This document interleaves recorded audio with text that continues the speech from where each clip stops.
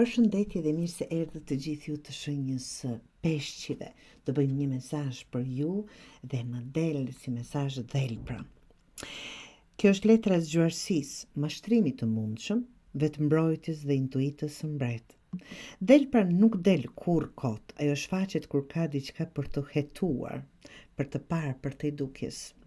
Në marrëdhënie të dashur peshqi mund të ketë mashtrim, qëllime të fshehta ose sjellje që nuk janë të sinqerta. Dhelpra nuk është gjithmonë armik, ndonjëherë flet për nevojën të jesh më i kujdesshëm dhe të mos besosh verbërisht të tjerëve. Mund të tregojë dikë që sillet bukur në dukje, por ka prapavi. Në punë, karrierë, kjo letër të paralajmëron për dinakri në ambientin profesional. Dikush mund të jetë duke vepruar për interes personal. Mund të përfaqësojë edhe zgjuarsinë dhe fleksibilitetin të dashur peshqi, fleksibilitetin tënd në fakt në zgjidhjen e një situate delikate. Në jetën personale, emocionale të dashur peshqi, dhelpra mund të jetë një pjesë brenda teje që të paralajmëron, por që nuk po e dëgjon.